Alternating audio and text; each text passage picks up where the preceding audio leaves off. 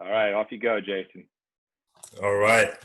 Well, happy to be here, everyone. My name is Jason Gant. I'm a mindfulness coach currently at Kaiser Permanente. Created their first child and teen mindfulness program, but also a mindfulness coach certified through the Search Inside Yourself Leadership Institute, which is a mindfulness program developed at Google. And so I provide this training to corporate professionals and teams. And just happy to be here today to discuss mindfulness, sales, how to connect with others, and how to have a mindful approach in these uncertain times.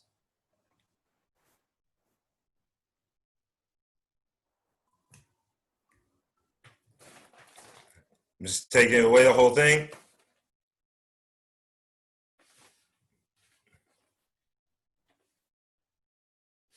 I don't think Scott knows he's still on mute. Especially when Scott's on mute, you can say anything you want because we can't talk. Man, I'm so used to not being muted. I just talk whenever I feel like it. My manners are terrible now. Yeah, just take it away, Jason. They'll pop questions into the chat and whatnot as they come up. You're welcome to kind of handle those, at the end or in real time. Okay. And everybody should be able to take themselves off mute as well.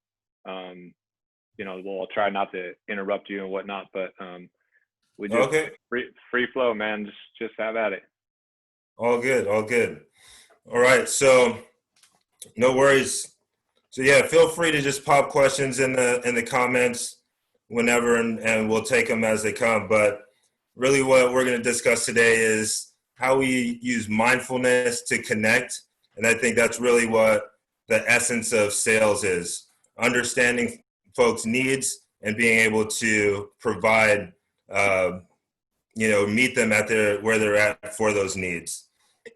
And so where I want to start is just with some stats, actually.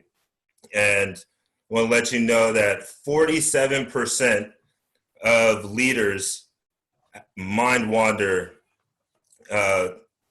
He spent 47% of the time mind wandering. So that's almost 50%, right? Then there's 70% of leaders that are regularly unable to be attentive in meetings. Those are two key stats. And what I want to say about that is, when I hear those stats, it sounds, if we say that time is money, then we're leaving a whole bunch of money on the table.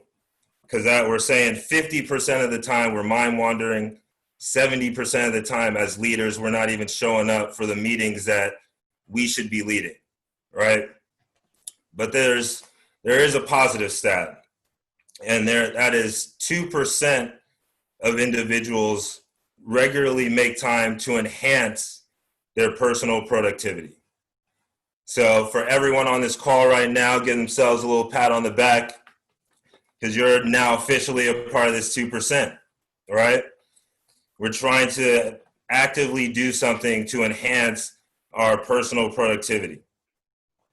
So why are we mind wandering so much? Why aren't we able to be attentive in meetings? It's because we're running on autopilot. We know what we think we have to do. We already have our mindset of the goals that we have. So we're just trying to knock those down. But, as I covered in the other Surf and Sales podcasts, we live in a VUCA world. And that's VUCA, volatile, uncertain, complex, and ambiguous. And so when we live in this world, we have other emotions and other people that we come in contact with that are going to bump us out of our autopilot. And if we don't meet them gracefully, then that's where conflict begins. So we first have to just be aware of this autopilot that we can get into.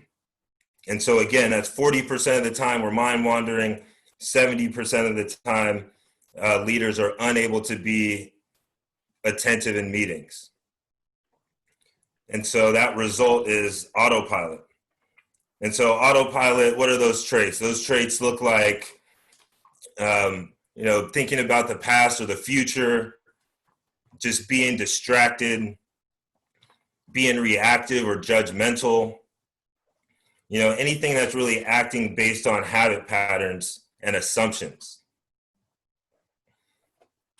And there's a famous quote by a guy named Viktor Frankl, and he was a Holocaust survivor as well as a psychologist.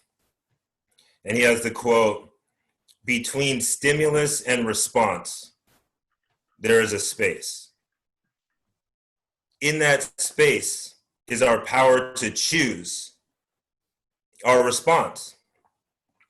And in our response lies our growth and our freedom." So I'll read that one more time. Between stimulus and response, there is a space. And in that space is our power to choose. In our response lies our growth and our freedom.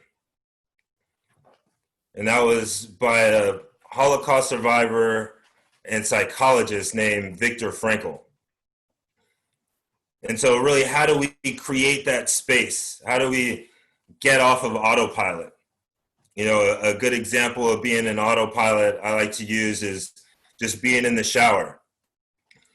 Being folks that are goal-oriented, going for sales, we're going for certain targets. It's easy to be on autopilot because we know what we're going for. So how do we get off of autopilot? I like to say is just in the beginning of the morning, first thing, taking a shower.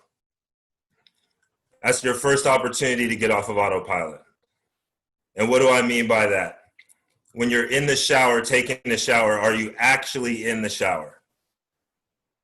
Or when you're in the shower, are you already thinking about the next meeting that you have, your next sales call, your next target? Did you make it? How close you are? Which means you're not even feeling the water. You're not even feeling the sensation of the soap suds. And you're on autopilot. You're just going through the motions. You're not even present for the action that you're doing, which is being in the shower. Hey, Jason, can I ask you a quick question?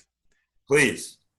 So I understand that. And there's, I think, like, of course, we go on the autopilot, but from what I understand, based on from what I understand is in psychology and whatever the topics, is that we also need that sort of like autopilot where our mind would wander, because that's the only time when we get creative ideas, right? So we are not thinking about anything in particular, but that also allows our brain to sort of connect the dots on the back end, right? So while we are not thinking about something, when we take the shower, I found that this is the time when I get the best ideas. Shower and also jogging, right? And I'm sure you're going to talk about it. I just wanted to clarify, to ask you like this question, like how is that? Isn't that controversial? Like, isn't that sort of like two opposing ideas? Yeah, no. Thank you for the comment, and I think you're spot on. And you're actually, beat me to the punch, because that's really what I'm going for, is that when you create that space, instead of thinking about those meetings and those sales targets that we have throughout the day, by just being there and being present for the shower, we then allow that creativity to come. And we have that problem solving that emerges. So yes, it is about just being in the moment, taking that shower and actually being in the shower, versus mentally taking yourself out and then being in that, the quote unquote conference room when you're really at home. But great comment and observation. Was that another comment? No, I think it was just noise before somebody put themselves back on mute. Yeah, no worries. So then that brings me to, mindfulness. And mindfulness is present moment awareness. And that's of your thoughts, feelings, and surroundings. And so it's kind of like going to the gym. but for your mind. And so you're doing that mental rep, just like doing a bicep curl, but you're doing a mental rep. And we're able to access that through the breath. And so mindfulness really is all about being present, right? Only about just being. And so I like to say, how do we access just being? How do I get out of my head into the present moment? I have a million things I have to do. My calendar's full. My alarms are going off. And the simple answer is, be here and now and stand and be where your feet are. So I like to tell my teams when I work with athletes that your left foot is here and your right foot is now. So when you're standing in the here and now, you're standing in the present moment. And so that's how we really access mindfulness. And mindfulness can really simply be defined as the shift from autopilot to aware. By being present, you can move from autopilot to aware. And so going back to that first stat of, 50%, nearly 50% of us are mind wandering. That's how we gain control and awareness, more agency of ourselves. And so there's a practice that we can do called the 3 breaths practice. And so we can just practice that right now, which is just to kind of find a comfortable posture so you can breathe easy. And you just take 3 breaths, inhale to exhale. And on the first breath, you want to just bring your attention to the breath. So just bringing awareness to the breath.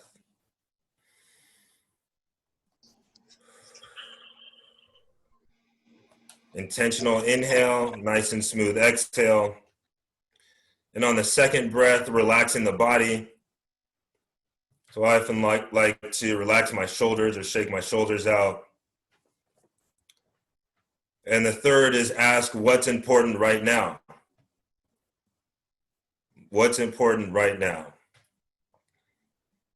And so just taking a breath at each of those instances, attention to the breath, relaxing the body, understanding what's important is a micro practice that I also teach coming out of the Search Inside Yourself program, and something for sales folks and corporate professionals to do something that's right in the moment, integrated practice. And I like to personally call it stealth mode practice, because something that you can do at any time, anywhere. No one needs to know that you're even tapping into your mindful superpower. So that's the 3 breaths practice. For those that like to get into the neuroscience a little bit, why is being in the present moment or bringing this awareness, why is it helpful to us? We have the amygdala and the prefrontal cortex, which are regions of the brain. And your amygdala is basically your fight or flight system. And so I like to do a hand model for this. And I have the number 4 up. If my thumb is the amygdala, and then my fingers are the prefrontal cortex. So your prefrontal cortex is right behind your forehead, or where your forehead is. It's where your executive decision-making comes from, critical thinking, your innovation and creativity comes from the prefrontal cortex. The amygdala, right here behind your ear, is the alarm system. Typically, we were evolved to have this amygdala because we needed to run when there was a threat. Now that threat is an email, being late for a meeting, not feeling prepared, so our amygdala goes off. When that happens, it starts to bubble, it starts to ring. And as it goes up and down, up and down, up and down, we lose our prefrontal cortex. So this is normal, but when our amygdala, when our fight or flight system, our alarm goes off, it starts to buzz, letting us know, and that's when we lose our flip our lid. That's where that saying comes from. When someone flips their lid because they're out of control, it's because they've lost control of their amygdala. And so it's important for mindfulness because we are able to quiet that amygdala.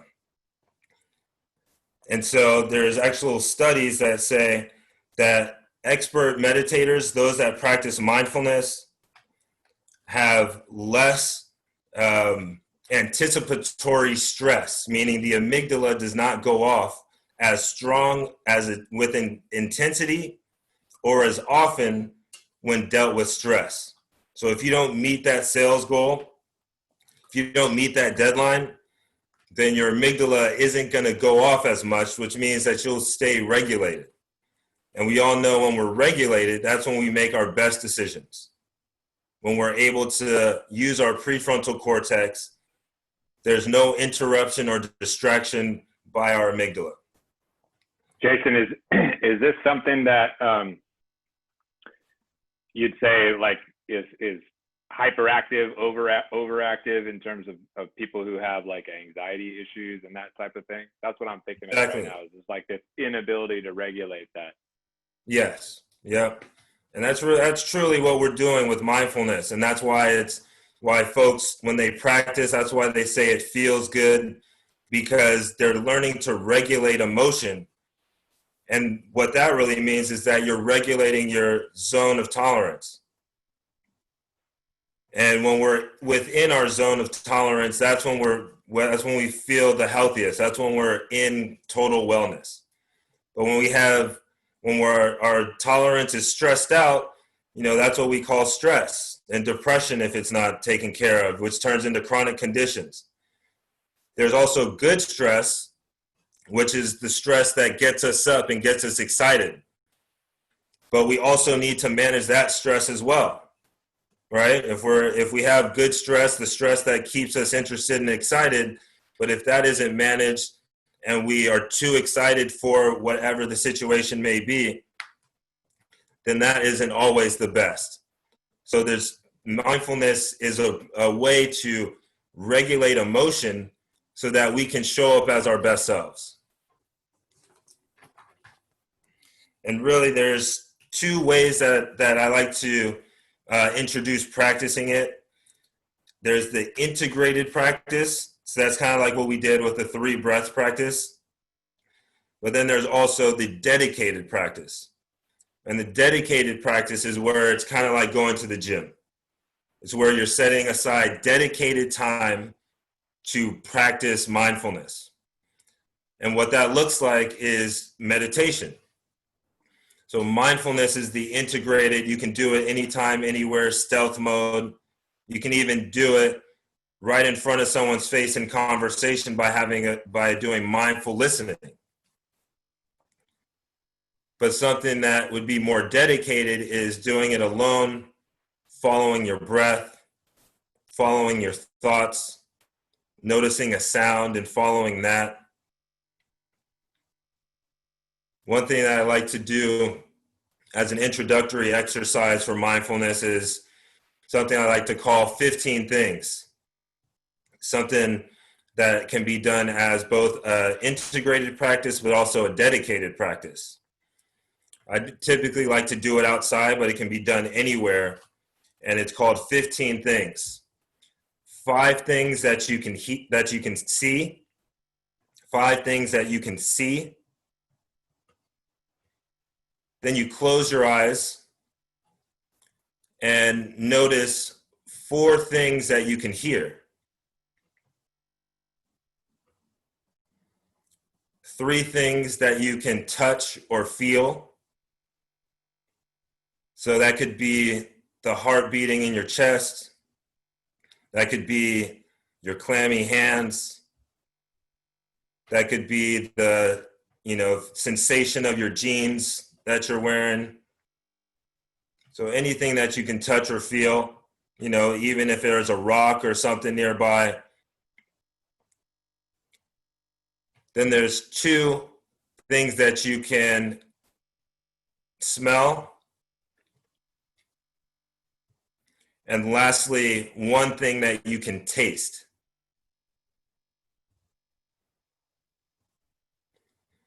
And so those are 15 things.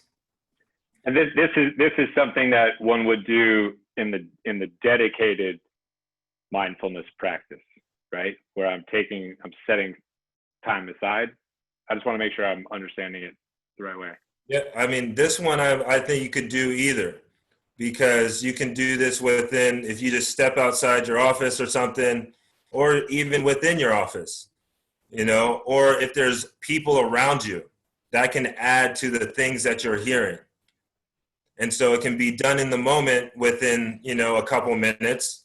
But if you wanted to extend the practice, then it could be done as a dedicated practice alone, where you do it, you know, over 5 to 10 minutes if you like. So I think it's something that you could do integrated or dedicated.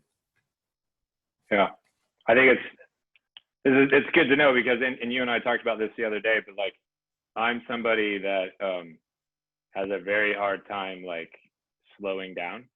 I'm either full speed ahead or dead fucking stop, and that's it. Like, there's no alternative, right? And so for me, like, I've always struggled with like the dedicated practice of like, okay, I'm gonna go set aside time, and you know, I'm gonna meditate for 30 minutes or whatever.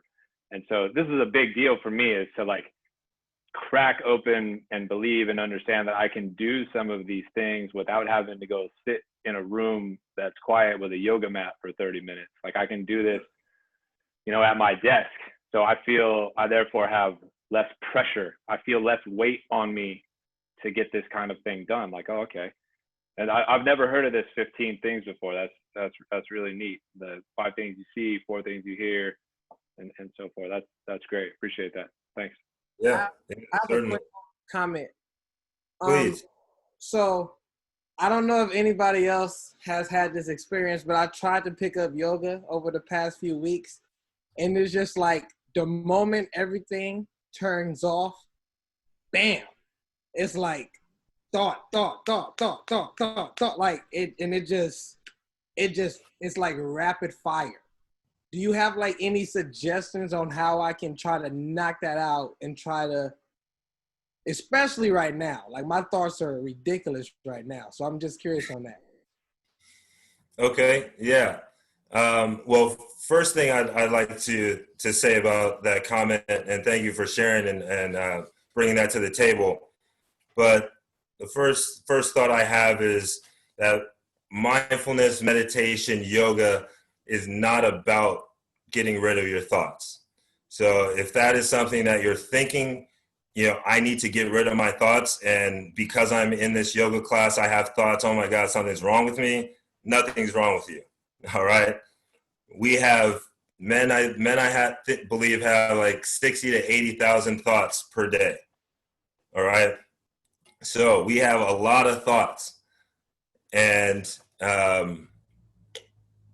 you know, to believe that your thoughts turn off in a way is a mischaracterization of what the goal of mindfulness and yoga practices are. So then to go to how should it feel? So what you're experiencing is normal. And what I would say is what would be really helpful for you in, I guess, managing and directing those thoughts is to start with an intention. If you have an intention as in knowing why you're doing that yoga practice for that day, then writing that. So it can be to find calm and peace and relaxation. It can be because I need to stretch. It can be because this is just some alone time for me. It can, whatever your intention is, that is the reason for why you are in the class for that hour and a half session. And so as those thoughts can come up, those random thoughts that take you outside of that intention, that have you worrying about the past or the future, going back on leaning in on the breath, because the breath is how we get to the present moment, but then also remembering that intention. Why am I here? And so often in a meditation or yoga, the attention process is going to look and sound similar to what you just shared. You're going to be asked to do a certain posture or to follow your breath, and then a distraction is going to come up. And that distraction usually is going to come in the form of, worry, rumination, fantasizing about something, self-criticism. But then we have to notice that distraction and then rest the breath on attention. And that is us reorienting our attention. And when we reorient our attention, then we lean back in on the breath, remembering our intention, and we're just going to continue that loop. To bring it even further to the distinction between meditation and mindfulness and yoga practices, that is why we need to practice meditation, is because when we step into the VUCA world, volatile, uncertain, complex, and ambiguous, we need ways to manage. And if we're thinking that when intensity hits, that I can lean on this 3 breaths practice, even though I haven't done anything before, that would be misguided. So they go hand in hand. By having a dedicated practice, it allows you to find those moments of mindfulness and yoga in the day so that you can meet those moments of intensity. But if we take a shortcut and say, oh, I'm doing yoga every day, I do my 3 breaths every day, how come I'm not feeling any better? How come I'm still stressed out all the time? It's because we're not creating that firm base and framework through meditation, which is dedicated time of doing this alone, not in the VUCA world. I think that's super key. Like just taking the time for yourself, because I had the same problem for a long time. And then I think once you just practice it and then go back to your breath and then tell yourself, like, it's okay to have those thoughts, you'll be like, okay, everyone's doing it. Everyone is, if you've done it or you've been by yourself. And I think a good book to read is David Goggins' Can't Hurt Me. Because if you read that book, he's like by himself, and he talks about like when he gets to a place where he's by himself, he calluses his brain, and you just get like, it's all about you and wherever your focus is on. Yeah, great. Thank you, Dale. Appreciate that. And just to add to, provide a little more color and examples of what, integrated practice versus dedicated practice looks like. We're using mindfulness and meditation here a lot, so I want to also just break that down. Integrated in the moment practices, or, what I like to call stealth mode, are basically just monitoring your emotions. So kind of like Dale just said, taking time for yourself, reflection, taking those 3 breaths. And you can do this opening meetings, closing meetings, opening conversations. You can do this without telling folks, or you can even open it up, before you start a meeting. We're coming from different places. Our minds may be somewhere else as our physical bodies are here. Let's just start with 3 breaths to align our mind and body, and then we'll get on with the meeting. And so something as small as that is just bringing self-awareness to the forefront. And like I just kind of explained with the process of attention, is really just directing your attention. That's also an integrated practice. Just where is our attention? Where is our awareness going? So those are some integrated in the moment examples. And then some dedicated or like going to the gym practices. You know, one would be the meditation, which is the sitting quietly that you guys have all heard about. But then I would also add to that list journaling. Journaling is something that could be done. It doesn't just have to be sitting there doing nothing, not moving whatsoever. But you can still be reflecting, journaling, writing down your thoughts. Often things that we think about are different than what we will put on paper or say out loud. I don't know if any of you feel like that, but there's so many thoughts that we have that, you know, it's interesting to see what actually comes out on paper if we allow ourselves the time. Yeah, I've always practiced getting things out of your head and onto paper. And there's, I can't remember where it is. I'll try to find it for everybody. But I read this academic paper years ago that talked about how people who actually write down on paper their goals are significantly more likely to achieve and attain them. So Yeah. that's a good call out there, Jason. It's like 70% actually, Scott. Like it's an amazing number. It's massive. We're talking about the same study probably, Dale. Yeah, and it's not even like digital. Like you can't even type it. Like you literally have to write it. Yep. Wait, Scott, so then do you end up like this with like me, or what do you do with it after you write with it? Look at I got a full page going right there. John, when you get really upset, you can just burn the whole thing. Great feeling too. There's a little mindfulness for you. Yeah. Some s'mores all makes it all better.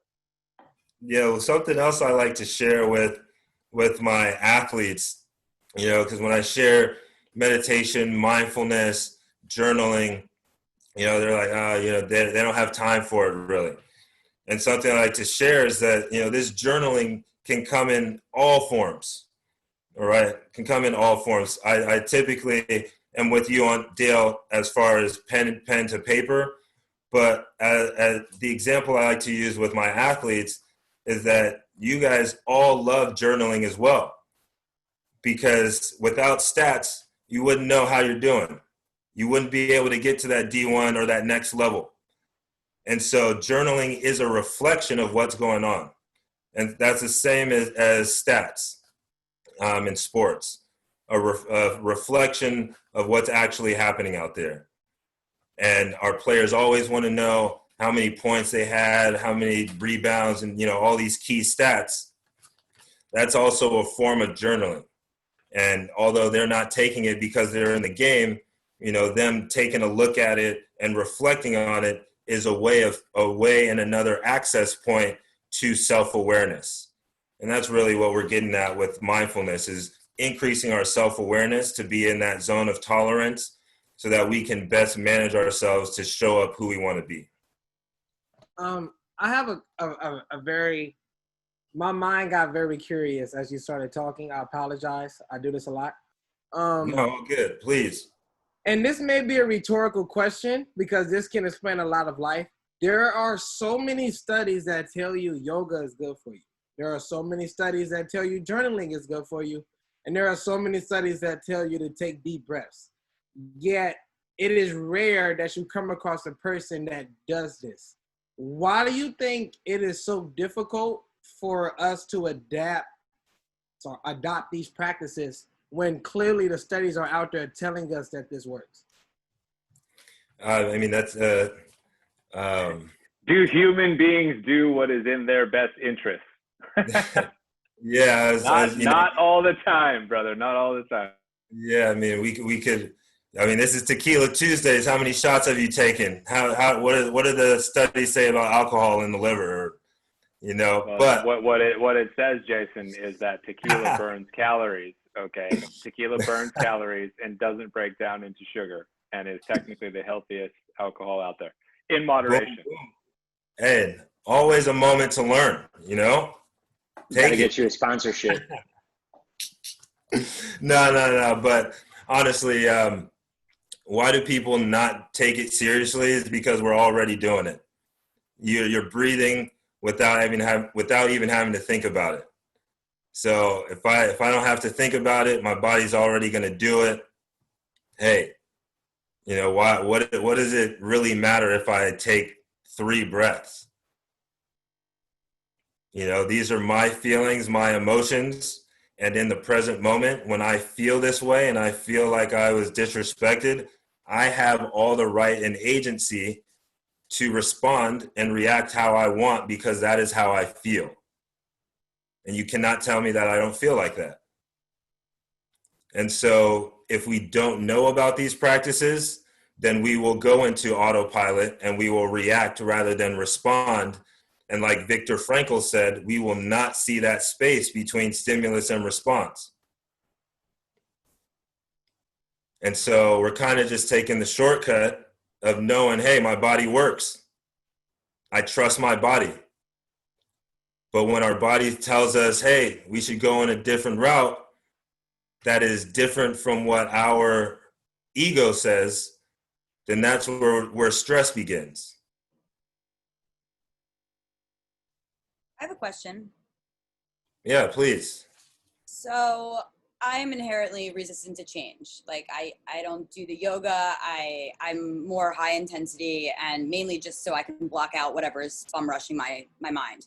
But I do have some apps to practice mindfulness that I've never touched and would love to know which ones out of the ones I'm about to rattle off, and if you have any extras, would you recommend? Because I realize that I'm resistant to change. So what I'm not resistant to is my phone. So if there's an app, maybe that will help me get into the groove of things a little bit better and ease my way in and be less resistant.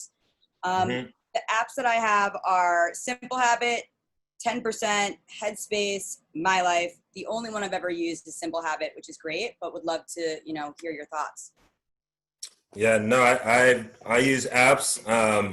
I've actually only heard of Calm and Headspace that you mentioned. I use Headspace, and another one I really use and like is Insight Timer. It's free, and there's like over 1,000 teachers on there. You can do anything from sleep to, find sleep meditations to concentration and focus, healthy relationships. So there's a plethora of topics that you can choose from. So I'd probably start with Insight Timer. But then I guess I also, in your comment, hearing resistant to change makes me think about, or the next thought I had was empathy. And although you may be resistant to change and adding a practice like mindfulness, which is another to do, even if it is just 3 breaths, something else I have to add to my list to intentionally remember to do. And to, I guess, make it a little easier, I would say consider thinking about empathy and the role it plays in our work and in our relationships and in leadership. Because empathy is really about connecting, and connecting is what we're all trying to do, whether we're networking, whether we're trying to sell, whether it's with a coworker, colleague, family member, parent, sibling situation. We're trying to connect. And so mindfulness is a way to move from autopilot to aware, but empathy is awareness of others. And so by being aware of others and having this mindful disposition, I think it's easier to lead and, I guess, change and think about change rather than this extra something I have to do. More thinking about how do I want to show up with others, and do I want to be empathetic with others and understand where they're coming from to serve their need, or am I pushing my agenda? Thank you. Hey, Jason, this is Chris Bowen. Do you not view like the empathy side being really critical from a sales perspective? Because if you're going to really understand the problem, you have to have some ability to be able to put yourself in that person's shoes, right? You have to be able to picture yourself there. Not that you want to be there, but you need to be able to picture yourself there to be able to take the next steps. At least that's how I've always looked at it. Yeah. So I think they go hand in hand, right? It's not just a leadership thing. It's also, hey, if I'm executing my job on a day-to-day basis, I need to be able to understand the impact that either what I'm bringing with me or how I'm interpreting the situation is ultimately going to be perceived. And people's perception becomes a reality, right? In a lot of Yeah. cases. Yeah, definitely. Definitely. And like you said, empathy can be a difficult skill because you do have to see it from another's perspective. And, you know, in my program, I train, it starts with self-awareness, then we move to self-motivation or self-management, moving into motivation. And once you are aware of your resources, strengths, weaknesses, intuitions, then you can begin to manage them. And once you're managing your intuitions and weaknesses, your resources, really your internal resources, then you're able to motivate yourself because you know what works, what doesn't work. And from that place is where we can begin to step into another person's shoes and begin to take this empathetic stance. And really from there, that's where we learn the social skills for leadership and connection. So it's empathy is something that we definitely ease into and work up to, beginning with self-awareness, self-management, and motivation. So yeah, thank you for that comment, Chris. Jason, while we're at the questions, I guess, can I ask, and maybe when I ask the question, it'll make sense why. First of all, thank you for all this. You're blowing me away here. And it's because I have a lot of weaknesses in mindfulness myself and the ability to slow down and really concentrate on things. So it's been an awesome session so far.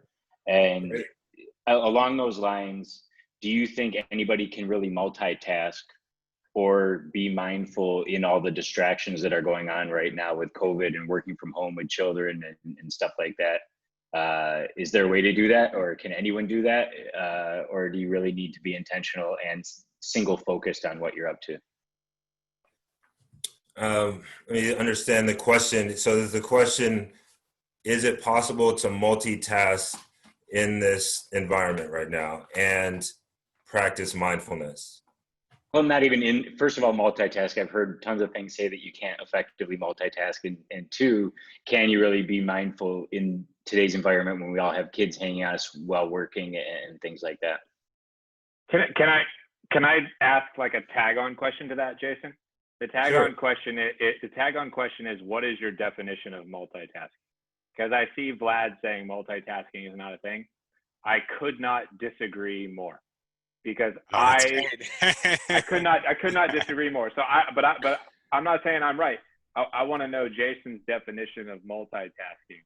And sorry, Scott, just to say that what I meant is that when you're working on serious tasks, I think it's not possible. When you're working on like low engagement activities, then of course you can do multiple things at once.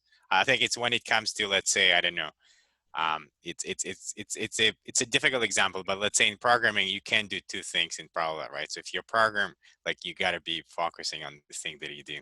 We'll see. I want to know Jason's definition, because I have my own, but I don't want to color his response. Yeah. No, I mean, multitasking would be doing multiple things, more than one thing at a time. My response, how best to communicate what I'm thinking. So I'm thinking mindfulness supports both sides, kind of. And so what do I mean by that? If mindfulness is awareness of mind, body, and surroundings with an attitude of curiosity and kindness, if we say that's the definition that we're working from, then you can be aware of more than what you are trying to concentrate and focus on. And so, Vlad, kind of to what you were bringing up about being in the shower and the creativity and the innovation and, more ideas coming to you.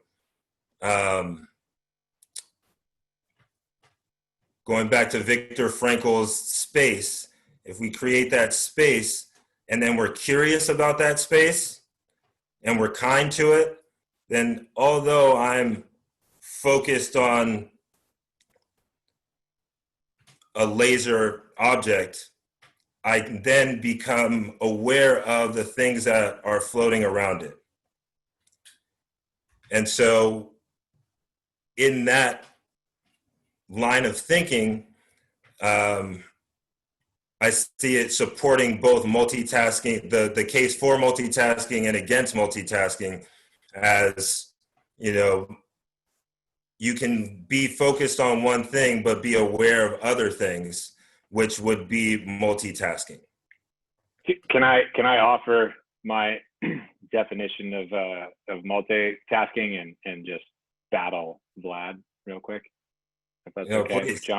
John, here's what I think it is. Like, philosophically, you can't multitask. You cannot do two things at once simultaneously with any kind of like mindfulness. But real multitasking is the ability to be mindful and then switch 1, 2, 3, 4, 5, 6, 7, 8, 9, 10 times back and forth so fast that it gives the appearance that you're doing all these different things at once. And I know this is possible because I do this all fucking day, all day long. I could show you screenshots of a half dozen people this week who have literally asked me how I have figured out how to clone myself. And the only reason is because I'm able to be mindful with this and switch almost instantaneously to this thing, to that thing, to this thing, to the next thing, and boom, boom, boom. It's so fast that it gives the appearance of multitasking, right? But if I'm typing something right now, obviously I can't also be fully present doing something else. But let's just tweak the literal version or literal definition of multitasking for a more practical version of multitasking, which is how fast can you move between particular tasks while getting them done, speaking intelligently, producing A grade kind of work, and go back to kind of where you were. So that's something to keep in mind. Maybe that helps John. If not, I at least got to talk shit to Vlad. So I love that definition, Scott, because I always, multitask, and people say, "Oh, it's impossible." Like, but I have had to, working for multiple companies and things like that. But Jason, could you repeat that definition that you said of mindfulness real quick, where you said like approaching it with curiosity and kindness? I missed the middle of it. Yeah, sure. So mindfulness is awareness of mind, body, and surroundings with awareness of, or attitude of, curiosity and kindness.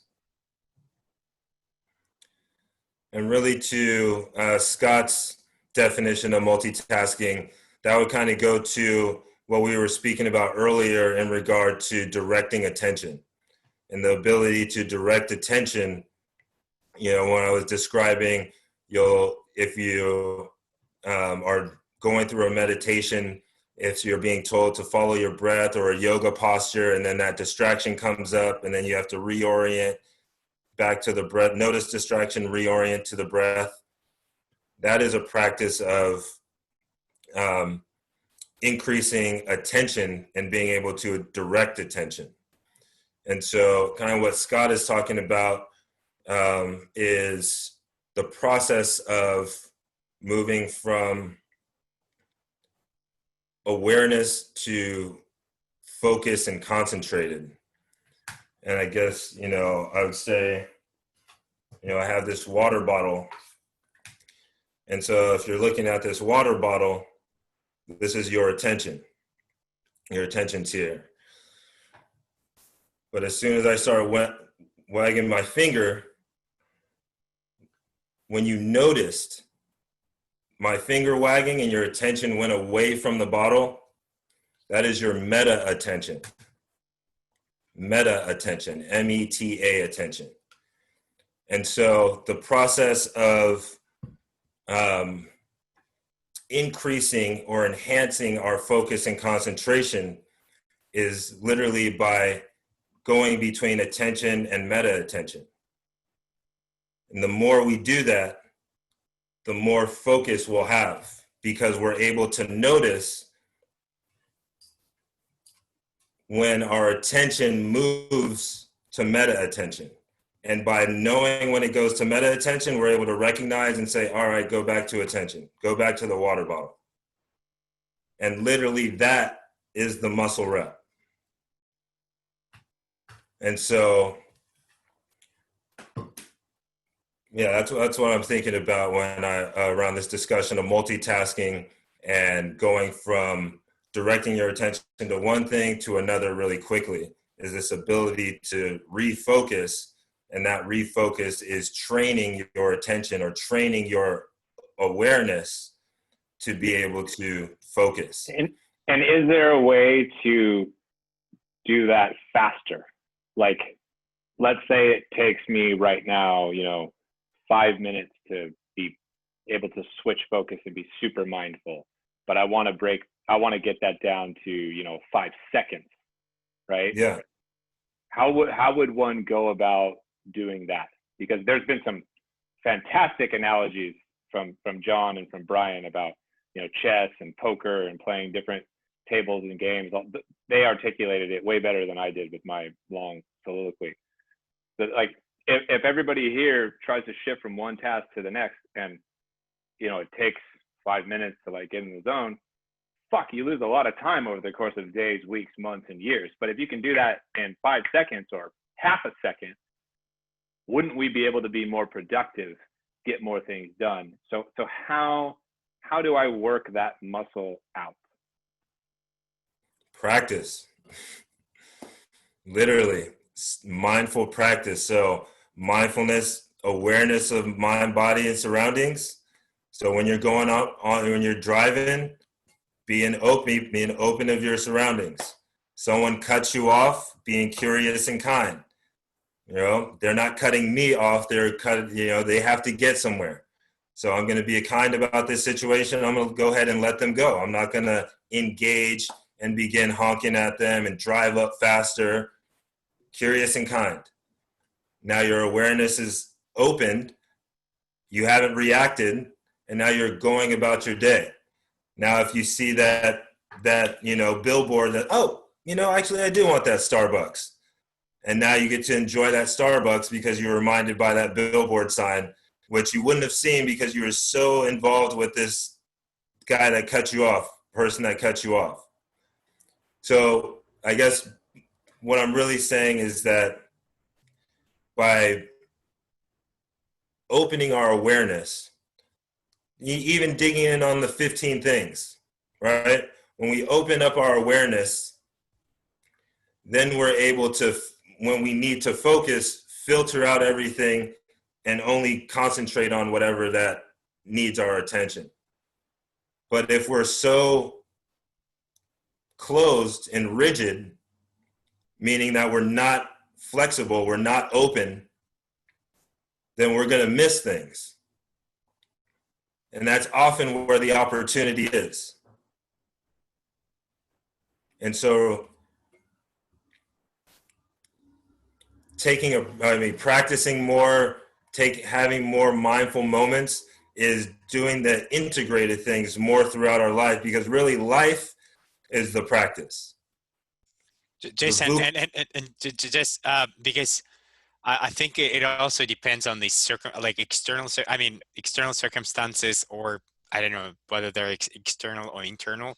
Like when let's say you can correlate it to good sleep, to good food, to I don't know, like good environment, because everything else, like if you are in a pretty bad environment, you can be as mindful as you want, but it's still gonna probably affect you. And I don't know, like Viktor Frankl is an excellent example, right? So where he was able to do that, but not everyone is able to do that. And I think it kind of probably like taking care of yourself first would also go a long way, right?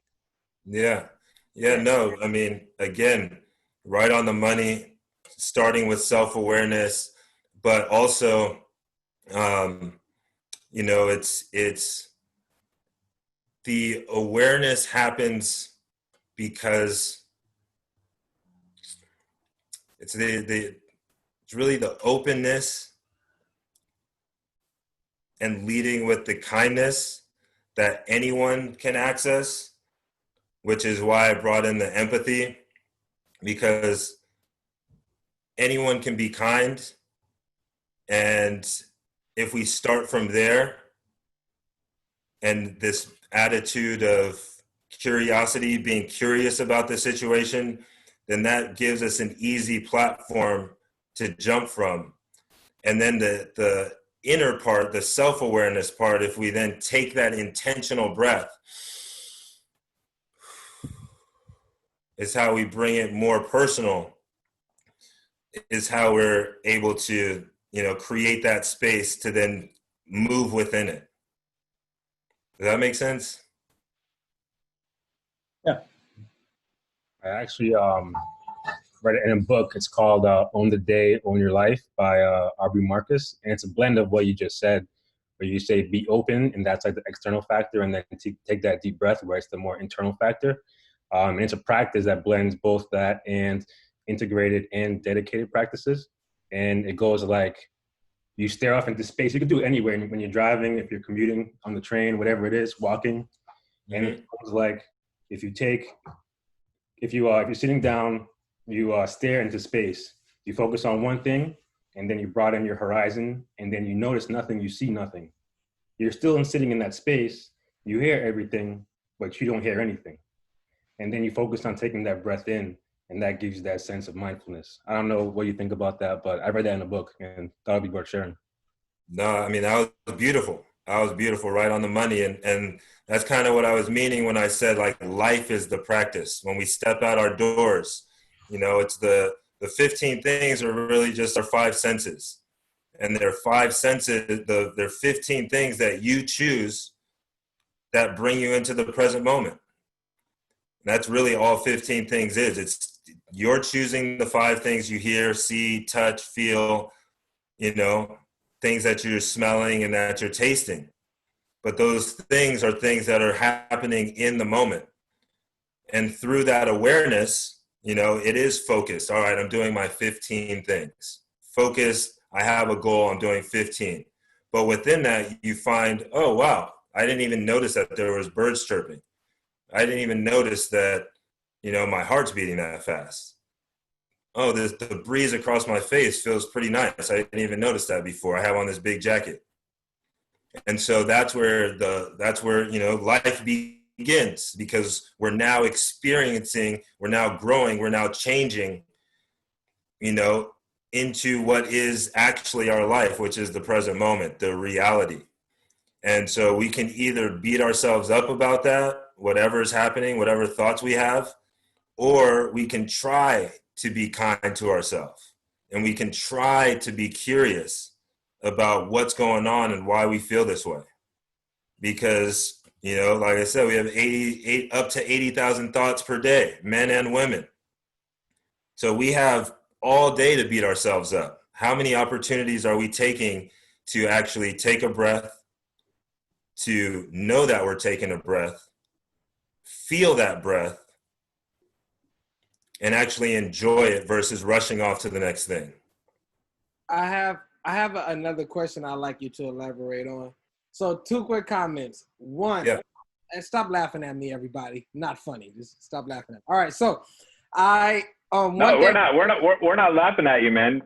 I'm personally smiling at your apologetic kind of tone to ask a question. I'm like, dude, at some point, Andre, brother, you just need to recognize you belong, and you need to stop apologizing to ask a question. That's what I'm laughing. That's what I'm laughing at. One Come day, on, man. One day. So 2 quick comments. One, I think I spent 1 month where I wrote down 3 things that I appreciated and I couldn't write the same thing.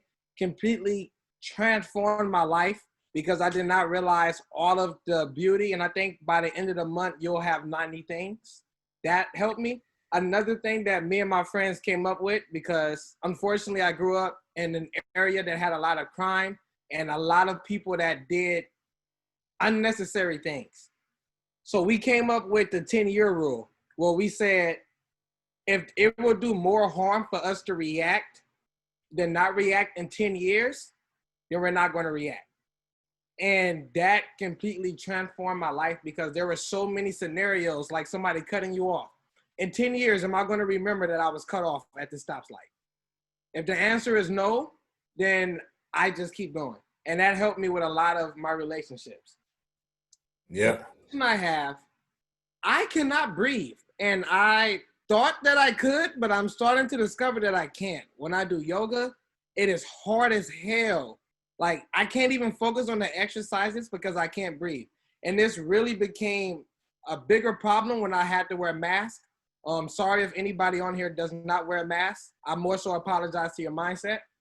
So as I started to wear a mask, I realized that I can't breathe for anything when I cover my nose because like I was barely breathing. So how would you go about somebody who literally sucks at just the breathing aspect and trying to get them comfortable? Because I feel anxiety when I'm trying to practice it.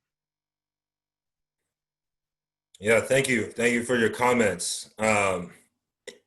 Two things. So first, to your comment about what you and your friends did or agreed to, that's huge. That's awesome. I'm glad that you found that some benefits in changing your life that way and showing up for yourself in that way, honestly. I did some work in juvenile hall, and there was an exercise that we did called crime versus the time, where we would total up the whole group's action. How long were you in action doing the crime? And of a group of like 8 to 10, it would be less than 5 minutes. But then if you add up all the time that they're in there, it's 10 plus years. So, that when you shared will I think about this in 10 years, that's something that a real exercise that we did inside with juvenile hall youth is like thinking about this, time versus the crime. Second thing, what was your question again? My bad. Breathing. How do you go? The breathing. Yeah. So again, practice. And the practice again is intentional. So like we were talking about the yoga and your thoughts, it's this intentional concept, doing it on purpose. So right now you're breathing. You've been with us live this whole time. So now that we have a challenge or that you're now aware of a challenge of breathing, you just got to practice it and maybe using some dedicated time. And when you wake up in the morning, just noticing your breath and not trying to have a perfect breath. Let's just take 3 breaths right now, everybody, and just taking an intentional breath through your nose, nice and slow, nice and easy. And nice and smooth exhale. And instead of thinking about the breath, I want you to try to feel the breath, right? Try to feel the breath.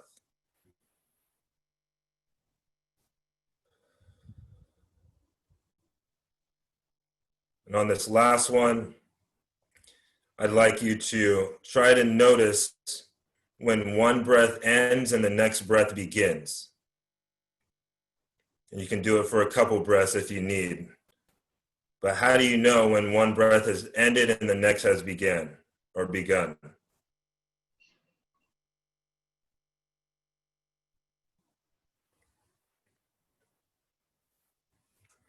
And just open question to the group. Anyone that just tried that quick practice, were you able to notice when one breath ended and the next began? And what was it like to bring intentional awareness to breathing? I just felt uncomfortable. Yeah. I can't describe why, but it's just like the thought of me relaxing.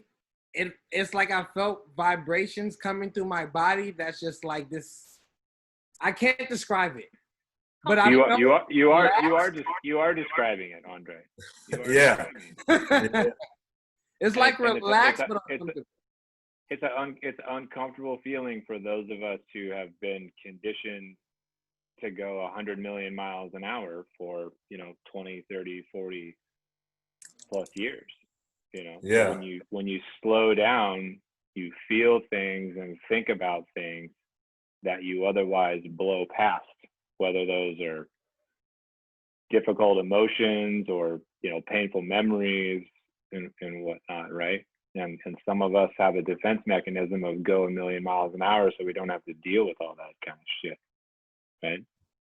So Yeah, and really,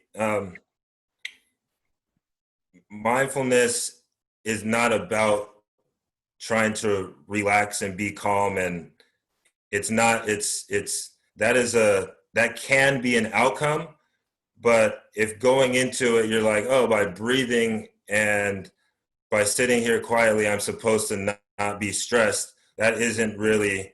That's not really the goal, and the intention should not be to feel these out of body experiences like that, especially if you have not practiced. Potentially, or particularly, that's what meditation is. Meditation is the ability to sit with uncomfort. Because if you can literally sit with your own uncomfort and discomfort, then what's going to happen to you externally when you enter the VUCA world? I've already accepted my thoughts. I've already accepted who I am in my body. I've already accepted my physical abilities. And you do that by meditation and short stints called mindfulness. And as you build that up, you're able to go out into the world and say, all right, this is who I am. This is the authentic me. So anyone that is feeling uneasy, that is par for the course. Nothing's wrong with you. You're okay. This is a new learning. And even if it isn't a new learning, it's a new practice. And what you're really doing is you're learning more data and more intelligence about yourself so that you can go out into the world and be a better you. So when you say you just learned that you can't breathe, that's more data and more intelligence about yourself, right? So now what are we going to do about it? We can beat ourselves up and say, you know what, I suck. Why was I born like this? I can't breathe. Or we can begin to do the small practices, integrated practices, to notice the breath and learn how to work with the body intelligence to be able to take the best breath when you do breathe. And that, it's kind of like saying to my athletes, if they say they can't shoot free throws, it's like, all right, well, I guess just keep hoping, keep working at it, without actually going out there and putting the shots up. It's something that is why we call it a practice, because it's something that needs to be done routinely for the wellness of our lives, because it's literally our emotions that we're talking about that dictate how we behave. I have a question. Jason, go ahead real quick. We'll take Jacqueline's question, and then we got to try to wrap this. It's been great, and I'm glad everybody's enjoying it and still here. But we all got things we got to get back to. So, Jacqueline, ask your question. Give Jason a chance to answer it, and Jason, maybe you can kind of take us home. Okay. So I wasn't going to ask this question because it makes me uncomfortable. And every time I hear my therapist or former therapist or like Pilates class tell me to feel my breaths, I don't know, like, is that like literally just like feeling your body exhale, or is that some place I have to go mentally, to dig deep and feel my breath? Like, is it literally just straightforward, like feel yourself exhale and feel the breath, or is it deeper than that? Strictly feel the breath. So feel the sensation of the air pass through your nostrils. As you're exhaling, feel the sensation of the breath pass through your lips. If you're exhaling through your nose, feeling the sensation of the breath on your upper lip, literally trying to feel that sensation. Oh, okay. Well, that's more straightforward than where I was going with it. Okay, thank you. Yeah, you're welcome. Mindfulness is very straightforward. It is for everyday folks. And it's for everyday folks because we want to be aware of our surroundings. We want to know, have our right mind have our mind and body be aligned. But the mindfulness piece is really the curiosity and kindness. A lot of type A people know what their goals are. They know how they feel. I know how what my body's saying. I've thought about it. I reflect on it. I've done a spreadsheet on it. But they forget the curious and kind part. Despite all of those things, those reflections and sitting with yourself, are you being kind to yourself? Are you being curious about why you are feeling that way? Or are you just running with the reaction? Are you pausing to see that space between stimulus and response? And if we take a breath, if you notice, if you are able to tell the distinction between where one breath ends and the next breath begins, you might discover a space. And in that space is our power. And if we don't notice that space, then that's where we just run off with our reaction. And that's where it's dangerous because we'd rather respond rather than react. So in closing, mindfulness is moving from autopilot to aware. But then this awareness also leads to being more connected. Awareness from the 15 things, more empathetic, brings us more connection to other folks. And so we need skills for this VUCA world that we live in.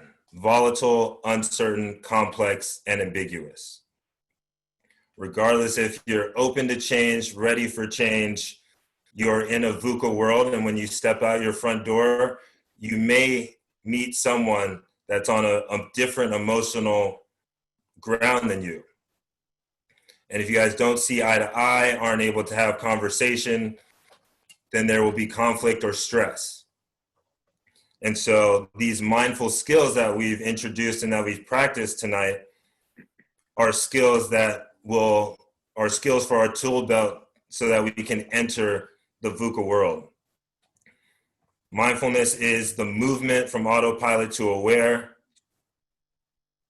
Awareness of others creates connection and empathy, which is what we all need. It takes a village to raise a child.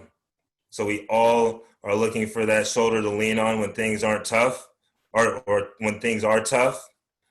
But if we literally do not have those support systems to lean on, then we need to have those inner skills.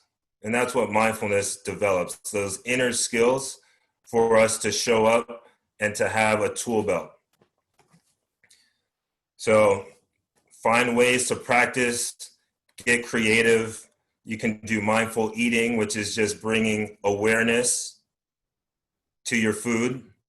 So I invite you to take, for your next meal, just take 3 mindful bites to start, meaning the first 3 bites, just bringing extra awareness. What is it? The crunchiness, the softness, the different textures. Is it warm? Is it cold? Just whatever. Describe the feeling. Instead of chewing, often if we were to eat a raisin, we just pop it on our mouth. We eat a grape, we just pop it in our mouth and chew it. But for your 3 mindful bites, try to slow down your chewing. Let the food hit the top of your mouth, the side of your mouth. let it rest on the tongue. Just be curious about the experience of eating. And that alone is adding data and adding intelligence to your own experience. So enhancing your self-awareness. So there's things like mindful walking, mindful eating. Obviously, we did discuss some journaling, dedicated practice of meditation. But anywhere where you feel like you find flow in your life could be an opportunity to engage more, be more aware, which is the actual practice of mindfulness. Mindfulness is intentionally engaging with the breath to focus our mind and bodies to make healthy choices.